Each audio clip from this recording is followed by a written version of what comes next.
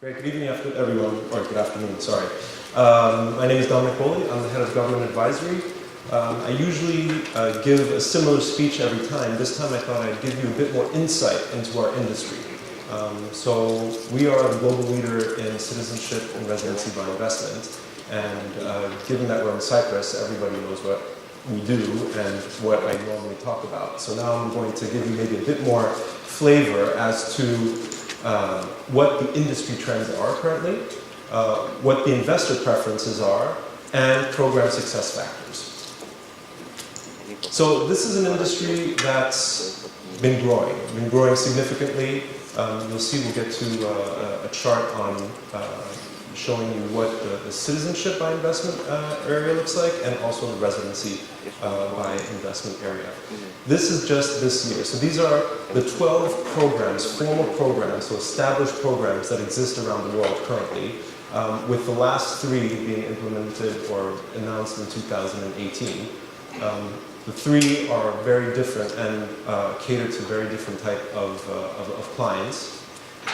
Montenegro is a new program in the Balkans, specifically talking about real estate and aiming, I'd say it's I call this a call, medium-term call on a European passport. Moldova is more in line with what is done in the Caribbean. This is visa-free access. And Jordan is a new program that is looking to attract entrepreneurs and people willing to invest in a number of sectors. But currently there are about 12 programs. These are formal programs. And there are also other programs that allow for acquiring citizenship, but they are not official.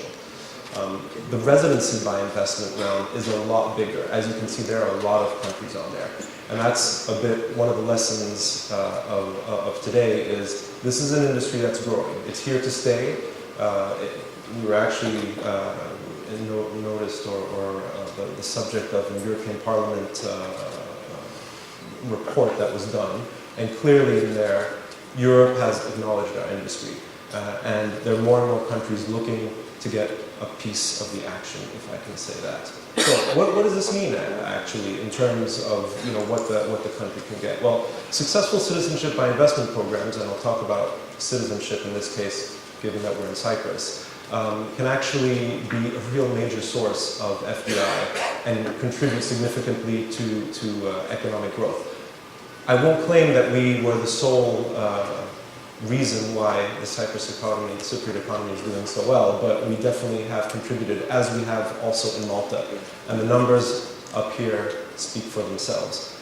Cyprus has attracted over 3,000 cases, and with that attracted over 6 billion euros of foreign direct investment. And that's just what can be calculated. That doesn't even count all the collateral benefits, as I call them, that these programs afford. Because the people that actually come here and invest also then, when they're investing in real estate, have all the collateral benefits of outsourcing local services, purchasing locally, etc., etc. So, what drives investors? What pushes investors to look for an alternate residency or citizenship, and what attracts them to a country? And I'll go over these next few slides, which are actually extremely interesting because these reflect our know-how. And this, what you'll see on the next few slides, was compiled through our client base. And so what we asked our clients is, what are the things that basically attract you to a country, and what push you to leave your country or to seek an alternative? So I'll speak a bit about the pushing away, but I really want to focus on the attraction factors. Political uncertainty. And political uncertainty is a bit large, but it implies political uncertainty, economic uncertainty, social uncertainty, etc., etc. The next one is potential fall in asset value, which, with political uncertainty, is quite linked. Rising taxes is similar. If you have issues politically and socially, typically the governments need more money, raise taxes, increase their debt. Capital controls, that is more on the Asian side, and rising interest rates. Enough about what pushes clients away.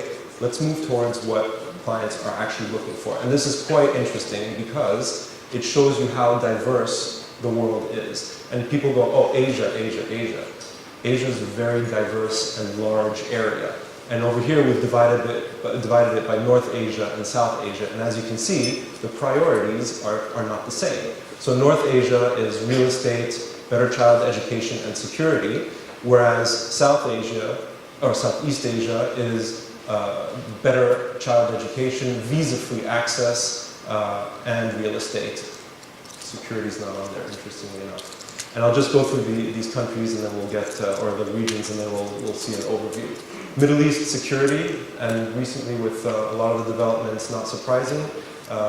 Russia, CIS, Europe is on there, but I'd say the majority are Russian and CIS clients. Better child education, and again, visa-free travel. Moving over to Africa, visa-free travel. It's just, the reason is the passports, the African passports, are very low on the quality nationality index and don't allow you to travel very far visa-free. North and South America, visa-free access as well, and career opportunities actually on both sides, which I also call personal development. You'll see there are a few additional things in addition to career opportunities which create that personal development factor. So these are the compiled or the conglomerated charts, or the chart for what the global, when you pull all that together, what are the most important. So it's visa-free access, career opportunities or personal development, I'll get to that on the next slide, and security. And those are the three things that people are looking for when they elect to choose another citizenship or residency. So what kind of clients actually, when we take these three categories, which clients fall into this? So visa-free travel is basically high net worth individuals coming from countries with low quality of nationality index, so not a lot of travel freedom. And they're looking for passports that can afford them visa-free travel to as many countries as possible, including Schengen and sometimes some other ones. If possible, combined with a real estate investment, this is something that people want. They want something concrete that they understand. I'm investing in this and I will get a return on it. Number two is this personal development, if you can call it that way, which is affordable education, good education, healthcare, air quality, and other public goods. And over 70% of these applicants rank these as extremely important, and they don't find this in their own countries, and actually elect to move to these countries. Last but not least is assurance against political and economic risk, and I believe this was a question that John actually asked me last time or before last time, is, are we an indicator, are we a barometer of global insecurities? And actually we are. So we see clients coming from certain regions where a few months later actually social tensions fly up, political tensions flare up as well. And these high net worth, ultra high net worth usually don't seek to actually move yet, if I can say, to these countries, but they are looking for an alternative in case things go ultimately bad. And so what makes a program successful? So we see what people are looking for, but those aren't the only factors, and I'll go over this relatively quickly because I see we don't have a huge amount of time. Investment options. Keep it simple, right? It's like going to the grocery store and looking for shampoo, right? It's, the more choice you have, the more complicated it is. They want something simple, with real estate being a priority. Program requirements, physical residence, basically obstacles to global freedom are not what is expected. So the easier it is for the client, the better.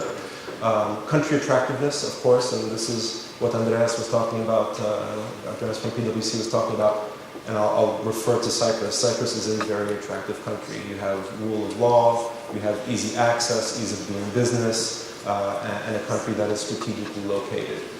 Cost of programs, of course, like everything, you want value for your investment, and that is, of course, key.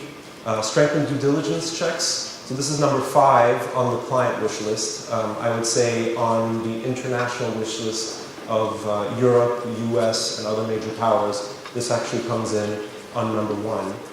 And it's actually an area where a lot of countries have to do or have to improve their standing. Cyprus has taken some steps in the right direction, and there are probably a few more steps that can be taken to make the program even more attractive, also to the exterior. Good management, Of course, when you have a program and you want to invest in something, it needs to go seamlessly.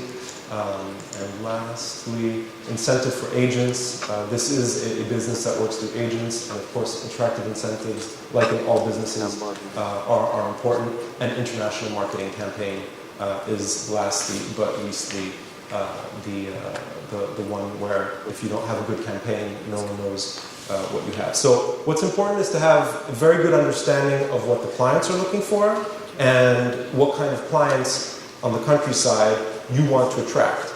And then you need to adapt the program so that it's actually attractive for the clients and also for yourself, and especially that it meets all of the required criteria, most notably in terms, and I mentioned this before, of client due diligence, because you want the right people to be investing into your country. And this is a really complex equation, which we at H&P have, I'd say we've come to master this, and we take pride in helping both clients and countries determine their future in terms of their residency and citizenship planning. Thank you very much.